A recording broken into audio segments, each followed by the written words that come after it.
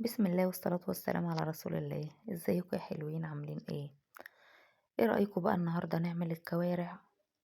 ناس كتير بتحبها لكن بتقرف من ريحتها، وخصوصا لما بتيجي تتسلق. النهاردة هنعملها بطريقة هعرفك ازاي تعملي الكوارع ما يبقاش ليها ريحة نهائي، وهنعمل لها كمان شوية شوربة انما في حتة تانية خالص. اول حاجة انا بجيب الكوارع، طبعا بتخلي الجزار يقطعها لك، بس لازم بقى تغسليها غسلة كويسة جدا بالملح وبالخل وبالليمون. بولع كده بقى على حلة مية، وبولع على حلة كمان حط فيها الحاجات اللي هقولك عليها دي: مسمارين قرنفل وفصين حبهان وورقتين لورا، طماطماية قطعيها مكعبات، وانزلي كمان بليمونة، عصير ليمونة بالقشرة بتاعتها. الحلة الأولانية بقى اللي حطينا فيها المية ننزل بالكوارع بتاعتنا حتة حتة علشان المية ما تبردش. انزلي بيها حتة حتة، لازم تبقى غطسانة كويس في المية.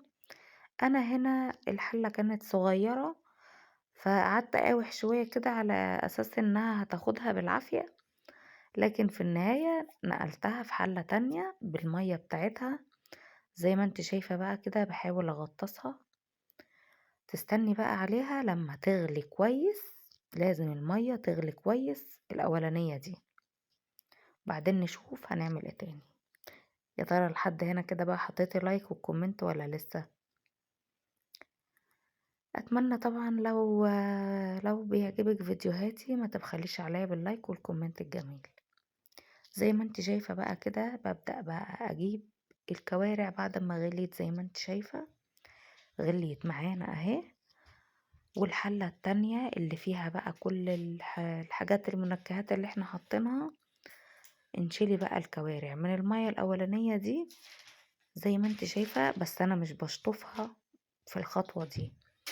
لو شلتيها من المية الأولانية وشطفتيها هتلاقيها بقى تيجي تسويها هتلاقيها تجرمز منك وتاخد سوا كتير جدا. احنا بقى بننشلها من المية المغلية الأولانية على المية التانية اللي هتبقى بقى هي دي شوربة الكوارع التحفة. بجد كانت خطيرة، ولا ريحة ولا أي حاجة، وبالعكس هوريكي في الآخر منظر الشوربة كانت عاملة ازاي. بجد كانت تحفة. انا عملت جنبها كمان فتة، طبعا اساسي طبق الفتة جنب الكوارع اساسي. انا هنزل لكم الفتة في فيديو تاني لوحده علشان ما اطولش عليكم في الفيديو ده. زي ما انت شايفة بقى المية الاولانية دي طبعا دي اللي بيبقى فيها الريحة، نرميها. نيجي بقى على الشوربة بتاعتنا، رشة بقى من الزنجبيل ورشة من القرفة ورشة من الفلفل الاسمر، مش اكتر من كده. ادي تقليبة، طبعا المية بتغلي معانا، ندي تقليبة وهدي على النار وسيبيها بقى تستوي على نار هادية. مش هتاخد معاكي سوا ولا اي حاجة، وهتطلع معاكي النتيجة بجد تحفة. طبعا ما بتملحيهاش غير لما تتأكدي انها استوت تماما. زي ما انت شايفة بقى الشوربة بتاعتها عاملة ازاي، ولا بقى عاملة ريم ولا فيها ريحة مش لطيفة، والكوارع بتاعتنا نظيفة وزي القمر. شايفة الشوربة بجد كانت خطيرة. اتمنى تجربيها بالطريقة بتاعتي، ولو عجبتكم ما تنسوش تدعموني بلايك. والسلام عليكم ورحمة الله وبركاته.